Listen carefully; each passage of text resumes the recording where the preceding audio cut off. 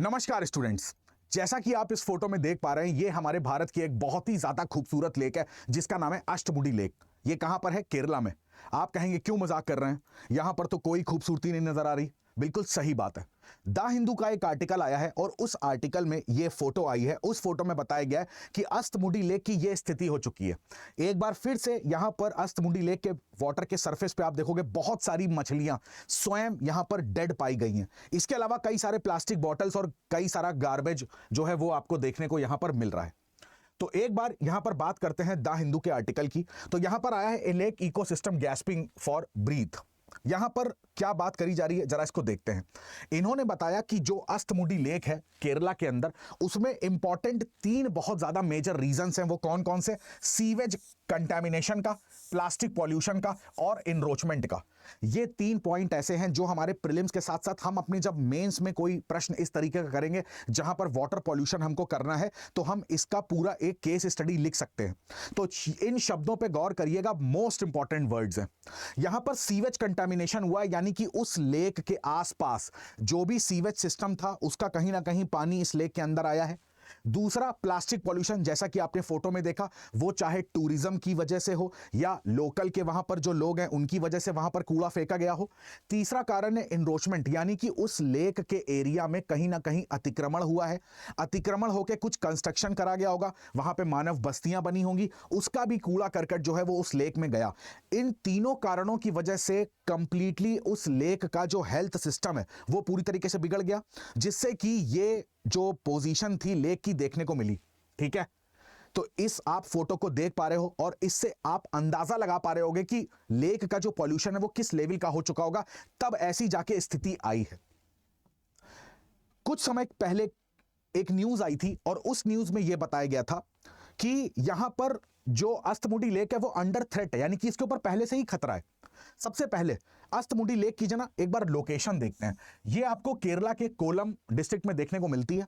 Ashtamudi lake एक wetland भी है, आर्द्र भूमि भी है। तो सोचिए बायोडायवर्सिटी की दृष्टि से कितनी इंपॉर्टेंट होगी। आर्द्र भूमि हम उसी को घोषित करते हैं, रामसर साइट है ये। यहीं पर आपको क्या देखने को मिलते हैं? 2 आइलैंड, एक मुनरो और एक शवारा। तो 2 द्वीप भी आपको यहीं पर देखने को मिलते हैं। तो अष्टमुडी लेक की जो लोकेशन है वो आपको पता लगती है। इस लेक के आसपास आप देखोगे यहां पर इंडस्ट्रीज भी देखने को मिल रही हैं, यहां पर उद्योग भी देखने को मिल रहे हैं। तो जाहिर सी बात है कहीं ना कहीं कुछ ना कुछ केमिकल रिसाव जो सीवेज सिस्टम के माध्यम से यहां पर पहुंच रहा होगा।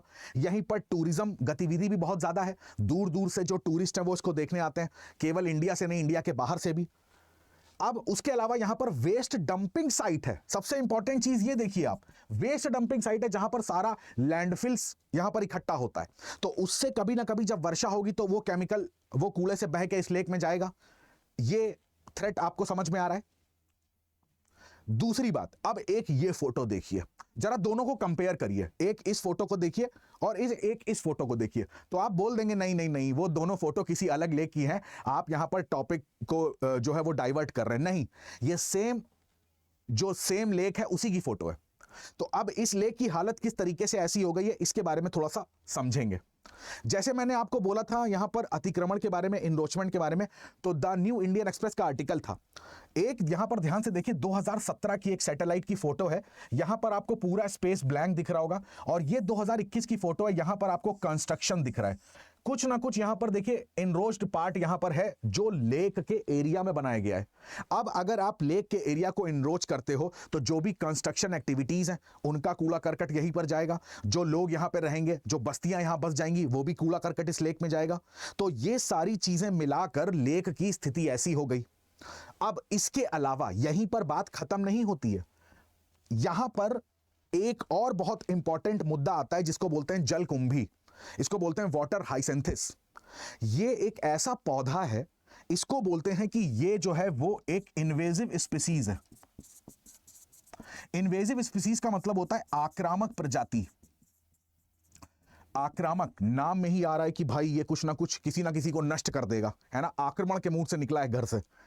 तो यहां पर आक्रामक प्रजाति का मतलब क्या होता है, इसको जरा समझने की कोशिश करिएगा। एक डायग्राम से समझाता हूं।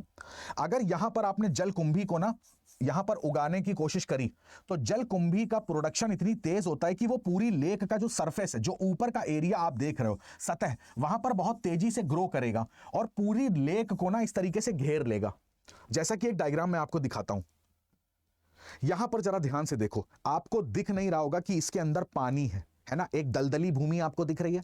आपने अपने घर के आसपास देखा होगा कोई तालाब है, कोई छोटी सी झील होगी जो एकदम क्लोज्ड सिस्टम है, एक बंद तंत्र है, तो उसमें ऊपर की तरफ आपको इस तरीके से हरे हरे हरा कलर देखने को मिलेगा। बेसिकली ये हरा कलर है क्या?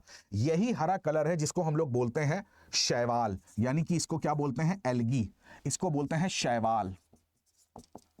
अब बेसिकली ये हरा कलर कैसे हुआ इसको समझना है, और इसको समझने के लिए हमें समझना पड़ेगा सुपोषण की घटना को। तब हम इसको लिंक कर पाएंगे अस्थामुडी लेक से, इसको हम लिंक कर पाएंगे जलकुंभी से। तो यहां पर होता क्या है कि आप देखोगे नाइट्रेट और फॉस्फेट, दो ये हमारे बहुत ज्यादा इंपॉर्टेंट, हमारी मृदा के लिए, हमारे पेड़ पौधों के लिए पोषक तत्व हैं, नाइट्रेट और फॉस्फेट। यूट्रोफिकेशन एक ग्रीक वर्ड है जो यूट्रोफ से बना है। यूट्रोफ का मतलब होता है एनरिचमेंट, किसी चीज में नरने, जिसको बोलते हैं ना कि नरिशमेंट, बहुत ज्यादा पोषक तत्व अच्छे खासी मात्रा में। मगर अगर कहीं से नाइट्रेट और फॉस्फेट लगातार लगातार लगातार किसी वाटर बॉडी में बहते चले आ रहे हैं, तो उस वाटर बॉडी का जो पोषक तत्व है, जो पोषक तत्व का लेवल है, वो बढ़ता जाएगा, तो और ज्यादा शैवाल का प्रोडक्शन वहां पर होगा, और ज्यादा एल्गी का प्रोडक्शन वहां पर होगा। जब एक लिमिट से ज्यादा शैवाल वहां पर उगना स्टार्ट हो जाते हैं तो जल की सतह की ऊपर की परत को इस तरीके से ढक लेते हैं। जरा इस डायग्राम को देखिएगा, तो इस प्रक्रिया को बोलते हैं एल्गल ब्लूम, हिंदी में बोलते हैं शैवाल प्रस्फुटन। तो आपको ये जल की सरफेस दिख रही, यहां पर बहुत ज्यादा मात्रा में शैवाल उग गया है। अब यहां पर जब बहुत ज्यादा मात्रा में शैवाल उग जाता है तो ये क्या करता है, ये जो सनलाइट है उसको नीचे जाने से रोकेगा। अब हमको पता है कि नीचे भी कुछ फाइटोप्लैंक्टन्स पाए जाते हैं, नीचे भी कुछ पेड़ पौधे होंगे, उनको अपना भोजन बनाने के लिए प्रकाश संश्लेषण की क्रिया की जरूरत है, फोटोसिंथेसिस की जरूरत है। उनको जब सनलाइट मिल नहीं पाएगी तो वो अपना भोजन नहीं बना पाएंगे, और अगर अपना भोजन नहीं बना पाएंगे तो मृत हो जाएंगे। इन्हीं के साथ साथ अंदर बहुत सारे मछलियां होंगी, या जिनको हम लोग जू प्लैंक्टन्स बोलते हैं, जिनका भोजन होते हैं ये फाइटोप्लैंक्टन्स।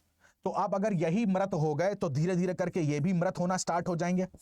अब जब इतनी बड़ी मात्रा में पूरा एक्वेटिक सिस्टम इस तरीके से डेड ऑर्गेनिक मैटर में कन्वर्ट हो जाएगा, तो इसको खत्म करने के लिए हमारे पास आते हैं अपघटक, जिनको हम डिकम्पोजर्स कहते हैं। तो जो बैक्टीरिया है वो यही डेड ऑर्गेनिक मैटर की सफाई का काम करता है। अब उसको इन सारे मृत पदार्थों का अपघटन करने के लिए चाहिए ऑक्सीजन की मात्रा। तो जितना ज्यादा वो अपघटन करेगा उतना ज्यादा उसको चाहिए होगी ऑक्सीजन। तो यानी कि इसको बोलते हैं कि बायोलॉजिकल ऑक्सीजन डिमांड इस पूरे एक्वेटिक सिस्टम की, यानी कि जली पारितंत्र की, बढ़ जाएगी। बायोलॉजिकल ऑक्सीजन डिमांड बढ़ती है, इसका मतलब जो डिसॉल्व्ड ऑक्सीजन थी उसकी मात्रा में कहीं ना कहीं कमी आई है, और ये स्थिति दिखाता है, ये इंडिकेटर होता है पॉल्यूशन का, वाटर पॉल्यूशन का। अब सोचो अंदर की स्थिति कैसी है। ऊपर तो आपको खूब सारे शैवाल दिख रहे हैं, बट अंदर पूरा डेड ऑर्गेनिक मैटर जमा हो चुका है, तो पूरा एक्वेटिक पारितंत्र जो होता है वो प्रदूषित हो चुका होता है। यही सेम केस हुआ है अस्थमुडी लेक के साथ, कि वहां पर जलकुंभी इतनी मात्रा में गया तो उसने नीचे के जो फाइटोप्लैंक्टन्स थे उनको प्रकाश संश्लेषण मुहैया नहीं कराया, उन्होंने अपना भोजन नहीं बनाया, तो मछलियों को भोजन नहीं मिला। फिर दूसरा, सीवेज के रास्ते कंटेमिनेटेड जो वाटर था, प्रदूषित वाटर था, वो इसमें आके मिलने लगा। ऊपर से जो बची खुची बातें थी, वो प्लास्टिक की बॉटल्स और यहां पर जो कूड़ा कचरा फेंका गया, उन्होंने भी जल को प्रदूषित करा। तो मछलियों के लिए ना प्रॉपर तरीके से ऑक्सीजन मिल पाई, ना फ्रेश वाटर मिल पाया, और ना ही यहां पर खाने के लिए भोजन मिल पाया। तो ये तीनों कारण कंबाइंड हो गए, और यहां पर अस्थमुडी लेक जो है उसकी स्थिति हमको ये देखने को मिली। तो ये सुपोषण की जो घटना है हमारे पेपर के पॉइंट ऑफ व्यू से बहुत ज्यादा इंपॉर्टेंट है। मेंस में भी आप इसको इस्तेमाल कर सकते हैं, प्रीलिम्स में तो डायरेक्ट इस पे प्रश्न आएगा। ठीक है, अस्थमुडी की लोकेशन क्या थी हमने जानी, ये एक वेटलैंड था, ये भी प्रीलिम्स के लिए बहुत ज्यादा इंपॉर्टेंट है। तो मैं आशा करता हूं आज का वीडियो आपको अच्छा लगा होगा। कमेंट में जरूर बताइएगा ये वीडियो कैसा लगा। लाइक शेयर सब्सक्राइब करना तो बिल्कुल मत भूलिएगा। ऐसे बहुत सारे वीडियोस करंट के साथ और स्टैटिक पोर्शन के जो बहुत ज्यादा इंपॉर्टेंट है वो मैं हमेशा लाता रहूंगा यूपी पीसेस स्टडी आईक्यू के चैनल पर। तो चैनल को सब्सक्राइब कर लीजिएगा। ठीक है, आप सभी का बहुत बहुत धन्यवाद। जय हिंद।